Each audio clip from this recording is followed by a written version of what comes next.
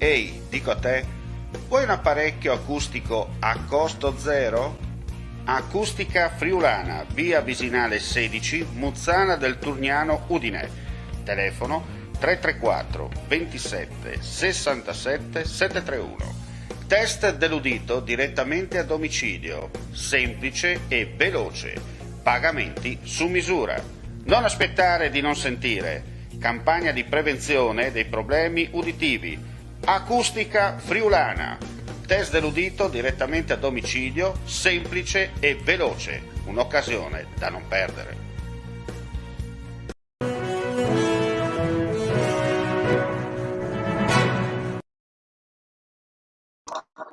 Eccoci qua, gentili amici, ben ritrovati con lo speciale di friulitv.net. Oggi parleremo di mercato immobiliare in Friuli Venezia Giulia. Vado già a salutarlo perché è già pronto con noi da Udine e lo ringrazio come sempre per la partecipazione. Leonardo Piccoli, buongiorno Leonardo. E allora, che aria tira? L'ultima volta ci eravamo visti il 28 maggio perché ho controllato, 28 maggio, ma già nei precedenti appuntamenti nel corso dell'ultimo anno e mezzo, diciamo, il trend stava dando segnali positivi. Ecco, circa 2 mesi dopo l'ultimo intervento, che aria tira?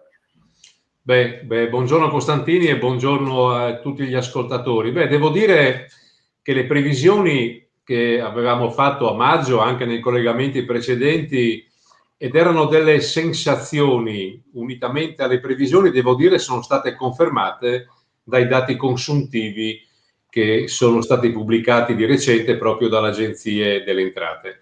Dati che sono sicuramente molto importanti, e partiamo da quello che è il dato 2020, un anno disgraziato, l'abbiamo vissuto in maniera molto preoccupante, un anno anche che io lo considero un anno formato non da 12 mesi ma da 10 mesi. E devo dire che le percentuali, diciamo così, previste di quel meno 35%, meno 30% che molti esperti ipotizzavano, devo dire che non si è verificato a livello sia nazionale, ma devo dire di più a livello proprio di questa regione. Abbiamo chiuso quell'anno particolare con una perdita del numero di compravendite di circa il 6%. Devo dire che la media nazionale è stata del 7,7% e quindi questa regione poi si è anche classificata al primo posto in Italia per il numero di compravendite in rapporto alla propria abitazione, quindi siamo al primo posto in Italia, siamo al primo posto anche per il numero di contratti di compravendita relativamente alle prime case e in particolare delle giovani coppie, questo è un dato molto importante, e anche al primo posto per l'assunzione di mutui che abbiamo contratto come corregionali nel corso del 2020 per l'acquisto della casa. Quindi devo dire che questi sono dati ineccepibili, dati che confermano l'interesse veramente da parte dei consumatori, dei risparmiatori, per quanto riguarda il mercato immobiliare e in particolare la prima casa. Poi all'improvviso è arrivato il 2021, un anno di grandi attese, e abbiamo già, Omar, alcuni dati molto importanti, anche proprio recentissimi, proprio di questa mattina. Permetti, Presidente, prima di svelare nel dettaglio i dati, volevo farti due o tre domande. Ecco, hai parlato tanto per quanto riguarda la prima casa, poi è arrivato il 2021.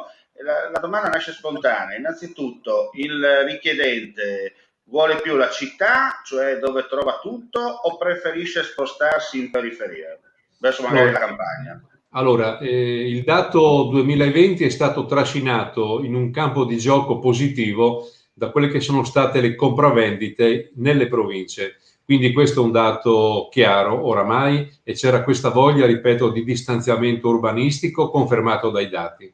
Nel 2021, io questo l'avevo anticipato anche durante l'ultimo nostro incontro del 28 maggio, il trend si era leggermente modificato, per cui c'è stato comunque un ulteriore interesse per quanto riguarda i capoluoghi, che hanno fatto segnare, in particolare nel primo trimestre del 2021, una percentuale molto importante di compravendite, ma non rispetto al 2020, che è chiaro che era un trimestre non paragonabile, ma al primo trimestre 2019, che è stato comunque il 19, ricordiamolo a chi ci ascolta, un anno record per quanto riguarda i volumi delle compravendite. Quindi i primi 3 mesi del 2021 ha segnato un 40% in più di compravendite rispetto al 2020, che però cancelliamolo, ma il dato fondamentale è che ha fatto segnare il 20% in più sul 2019. Quindi il trend, Costantini, sta continuando in maniera equilibrata tra quella che è la periferia e la città, perché non dimentichiamo che sono due mercati completamente diversi, due mercati molto interessanti. Ecco, quindi questo è quello che possiamo anticipare. Ripeto, questa mattina poi si è tenuto anche un incontro proprio presso l'Agenzia delle Entrate in cui abbiamo esaminato nel dettaglio anche i dati di questa proprio regione nella sua interezza, e devo dire che vengono confermati anche per quanto riguarda il trend del secondo trimestre, e quindi da gennaio a giugno dobbiamo dire che chiuderemo sicuramente con dei dati molto importanti.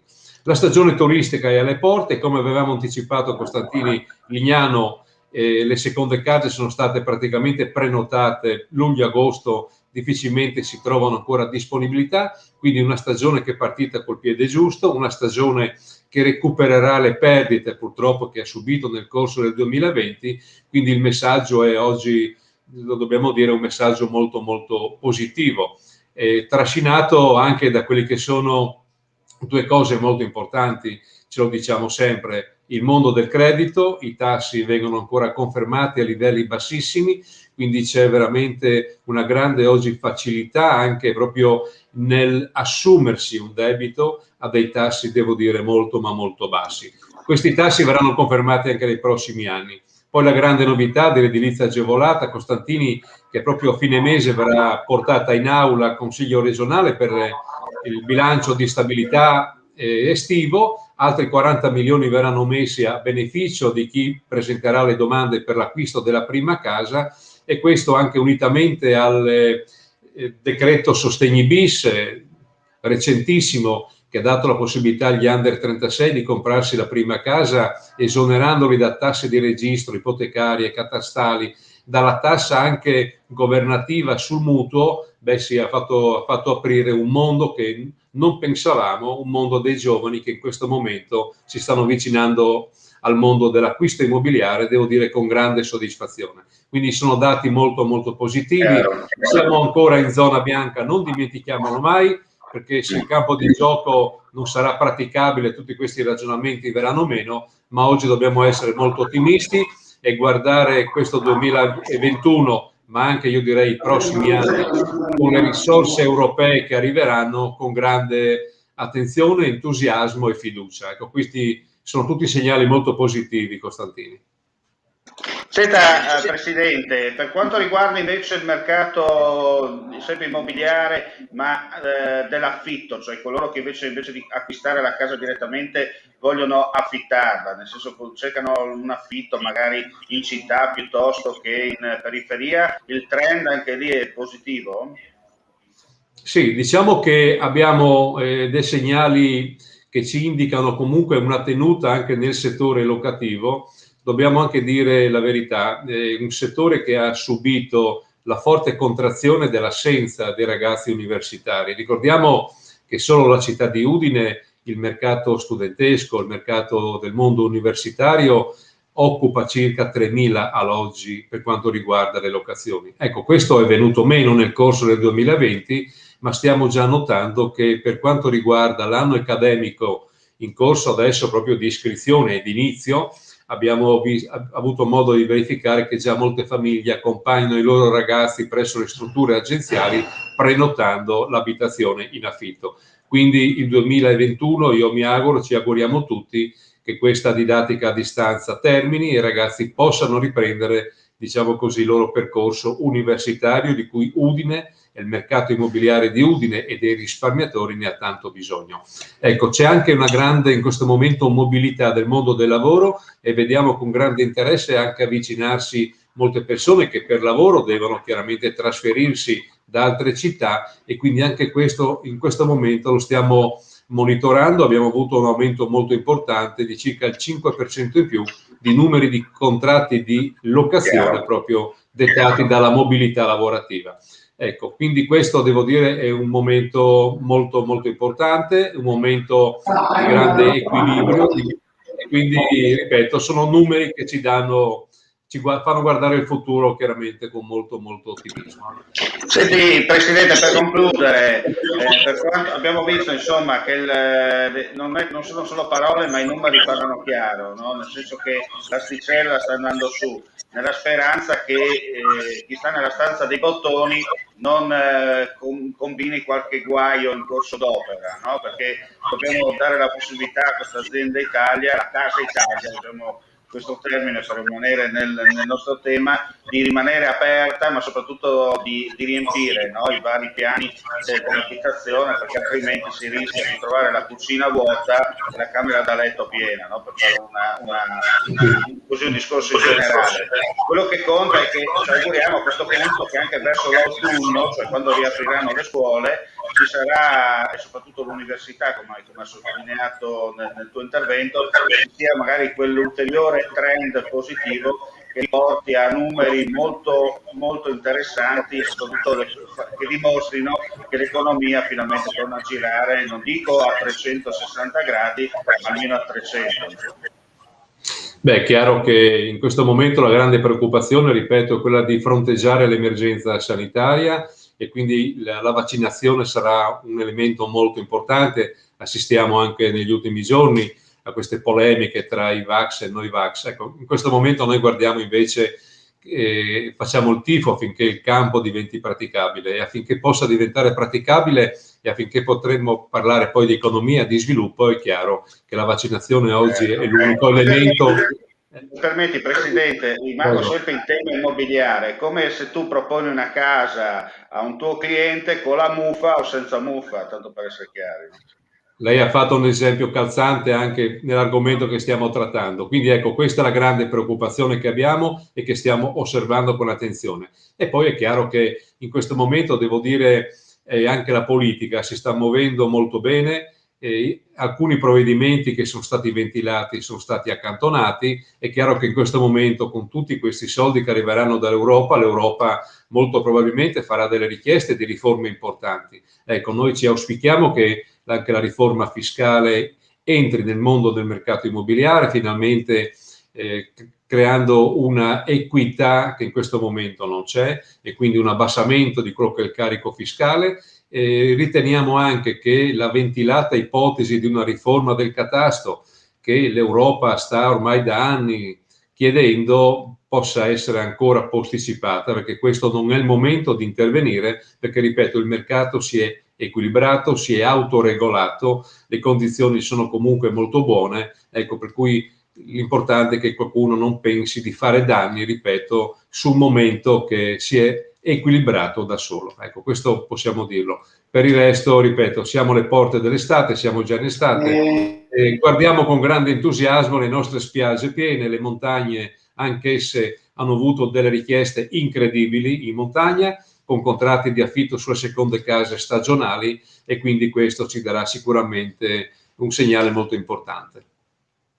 Bene, Presidente, io ti ringrazio come sempre per la tua disponibilità, perché chiaramente metti in luce quella che è la situazione del mattone in Friuli Venezia Giulia. Abbiamo capito che insomma il mattone non solo si era leggermente, diciamo così, fermato, ma quello che conta è che è tornato nel suo status naturale, in un certo senso, se mi permetti, quello che era un po' il Friuli. Il Friuli nel mondo era famoso anche perché il friulano, il Friul Veneto Giuliano, perché così non tiriamo fuori nessuno, è sempre stato abituato a investire nel mattone per una, diciamo così, una tranquillità per il futuro, non solo suo, ma di tutta la famiglia e dei prossimi a venire, no? Tanto per essere chiari.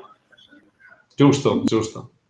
Bene, non resta che è corretto, la cultura del mattone in questa regione, devo dire, anche citando i dati che prima ho ricordato, ci vede al primo posto, e la conferma che qui veramente il mercato immobiliare è anche una conquista culturale, anzi prima ancora forse di un investimento, e quindi culturalmente questa è una forza che questa regione in questo momento la posiziona al primo posto in Italia. Questo è molto importante, un bene rifugio, un bene che non ha tradito e non tradirà. Grazie Costantini e grazie a tutti gli ascoltatori.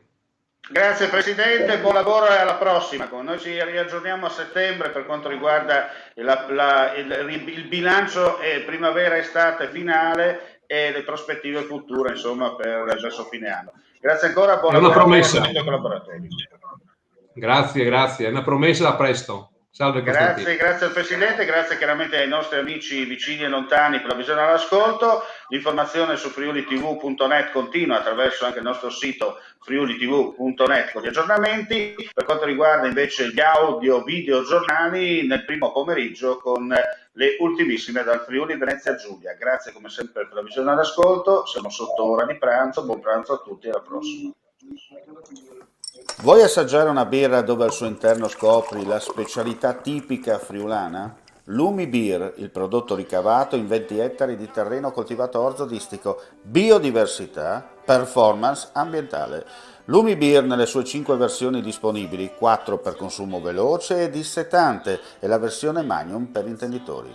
Lumi Beer si abbina a qualsiasi palato. Lumi Beer è un prodotto esclusivo Azienda Agricola Pancera, il buon seme, i buoni frutti.